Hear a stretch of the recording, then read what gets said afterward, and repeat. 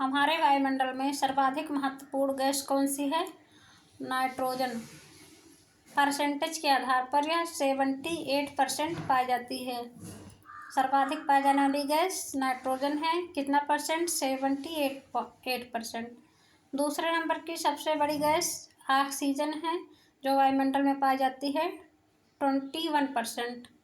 तीसरी महत्वपूर्ण gas argon है, 0.93% पाई जाती है। चौथी महत्वपूर्ण गैस कार्बन डाइऑक्साइड है, यह 0.03% पाया जाता है। हमारे वायुमंडल में सर्वाधिक योगदान कार्बन डाइऑक्साइड गैस का ही है।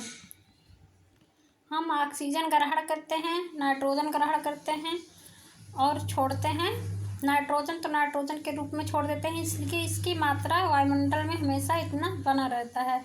नाइट्रोजन जितना लेते हैं उतना फिर हवा में छोड़ देते हैं। लेकिन ऑक्सीजन जो ग्रहण करते हैं, इसके बदले में हम लोग क्या छोड़ते हैं? Carbon dioxide. कार्बन डाइऑक्साइड की भूमिका देखते हैं हमारे पृथ्वी पर कितनी है।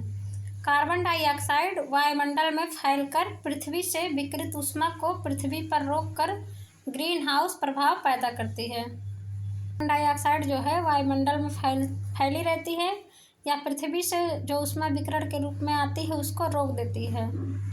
दिन के समय सूरज से जो ऊष्मा पृथ्वी ग्रहण किए रहती है, ये पृथ्वी है सूर्य की ऊष्मा ग्रहण किए। रात में फिर ऊष्मा को ये छोड़ती है, वापस अंतरिक्ष में जाता है। लेकिन वायुमंडल में हमारी एक गैस है कार्बन डाइऑक्साइड, ये पृथ्वी के जो विकिरण ऊष्मा है इसको रोक देती है। इसको वापस नहीं जाने देती। बहुत कम गैस जाने पाती हैं।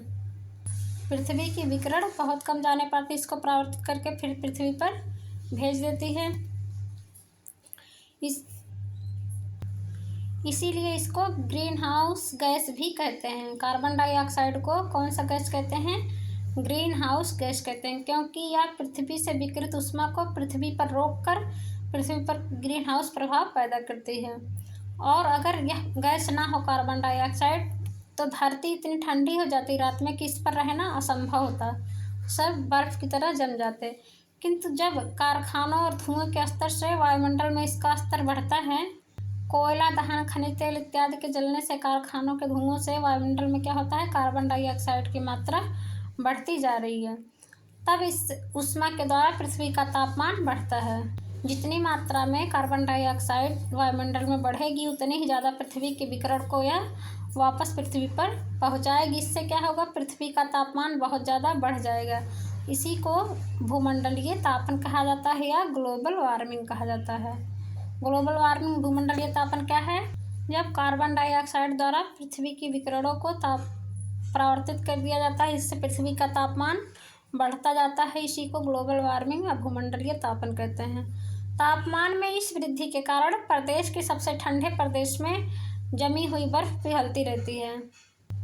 इस तापमान में वृद्धि होने के कारण पृथ्वी के जो ठंडे प्रदेश में पहाड़ों पर बर्फ जमी हुई है, जैसे हिमालय पर, हिमाचल में, लद्दाख में, सब जो बर्फ जमी हुई है, ये तापमान में वृद्धि होने के क्या कारण पिघल रही हैं। इसके परिणाम स्वरूप क्या होता है? समुद्र के पानी में जलस्तर में क्या होती है? वृद्धि होती है। समुद्र में जब जलस्तर में वृद्धि होगा तो इसके जो आसपास के क्षेत्र होते हैं वहाँ बाढ़ आ जाएगी।